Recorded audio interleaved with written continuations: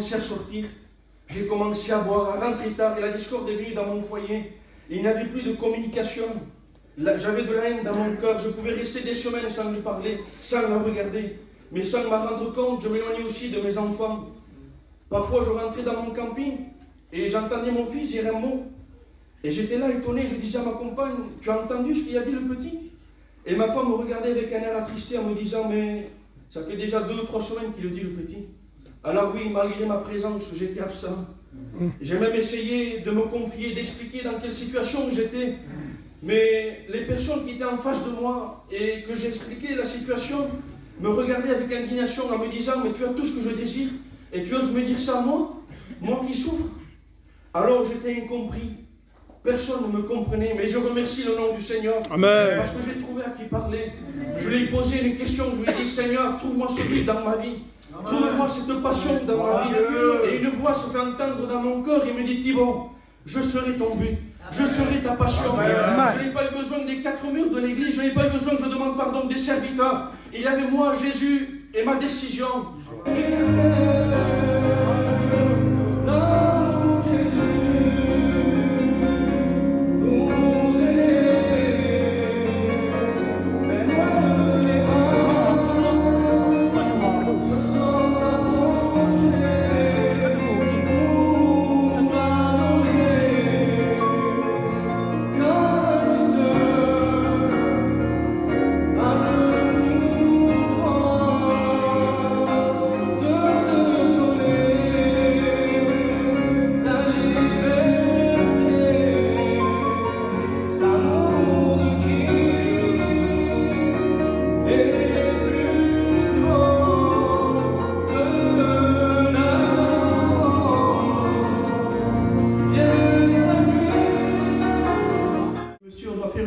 Lambert à votre fils. Si en 48 heures on ne le soigne pas, il peut décéder s'il a une méningite foudroyante. Quand les docteurs m'ont dit ça, le ciel m'est tombé. Je me suis dit, je vais me faire du mal. J'étais tout seul, je voulais personne à l'hôpital. Et je voyais mon fils qui souffrait. Et la voix de l'Éternel s'est fait entendre dans mon cœur. Il m'a dit, pourquoi tu veux te faire du mal si tu sais que tu peux crier en moi? J'ai pas fait le sourd. Les docteurs, ils devaient lui faire la pension Lambert. Ils m'ont dit de sortir du box. Parce que c'était un endroit stérile qui devait rester. Ils m'ont dit, monsieur, vous devez aller à la salle d'attente, on ne vous conseille pas de rester. Et moi, je ne voulais pas aller à la salle d'attente, je me suis mis devant le box. Et il y avait une chaise, je me suis mis devant cette chaise. Et j'ai fait cette prière pendant que les docteurs faisaient la pension Lambert à mon fils. J'ai dit, Seigneur, réellement, si tu veux que je t'appartienne, que je te donne ma vie. Tu vois, Seigneur, cette épreuve, Seigneur, ne permet pas que mon fils ne verse une seule larme pendant la pension Lambert. Si mon fils ne verse pas une seule larme, je te promets, Seigneur, que j'irai à la réunion lundi. Même le jour de la réunion, c'était pas moi. Et les docteurs ont terminé la pension Lambert. Je vais dans le box, je vais vers mon fils. Et je lui demande à mon fils, Opa, t'as eu mal? Et mon fils me dit, Opa, quand j'ai fermé les yeux, les docteurs m'ont mis l'aiguille. Et quand ils ont enlevé l'aiguille, j'ai ouvert les yeux, j'ai rien senti, Opa. À travers ça, j'ai vu qu'il y avait la main de Dieu, que Dieu m'a appelé. J'ai vu que la prière que j'ai faite à Dieu n'était pas tombée dans l'oreille d'un sourd. Il a exaucé ma prière.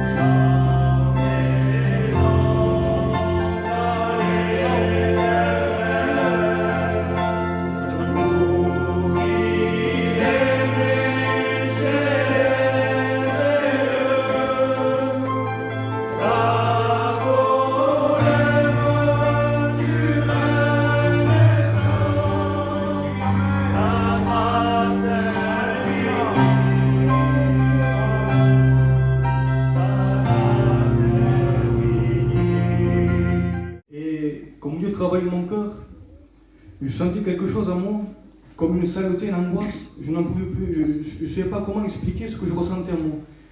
Je sentais quelque chose qui m'écrasait, une angoisse. Je me sentais sale.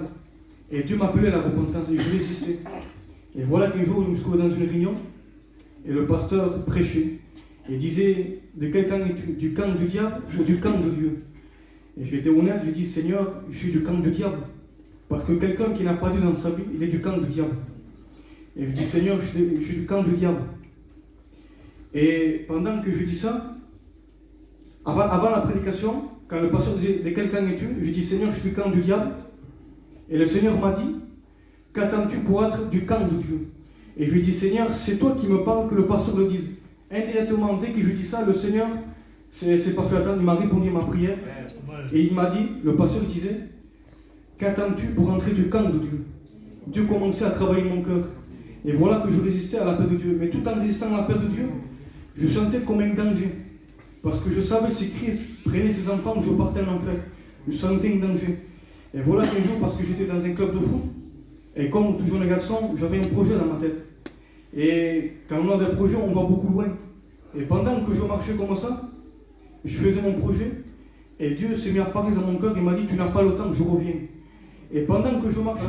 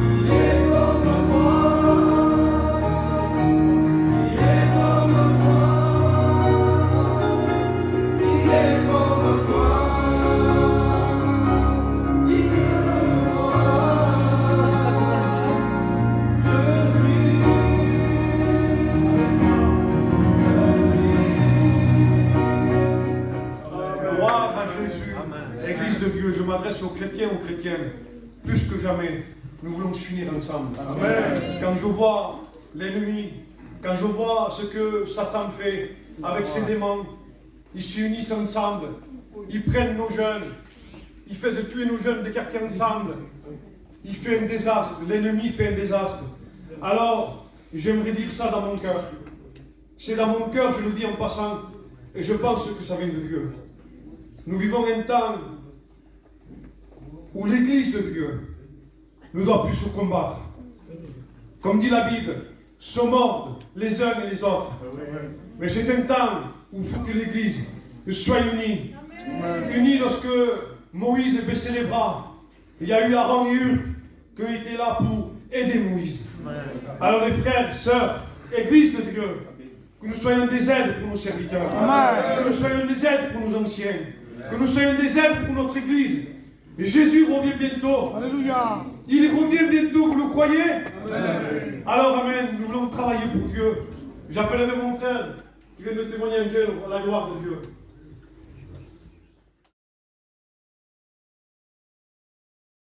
Amen.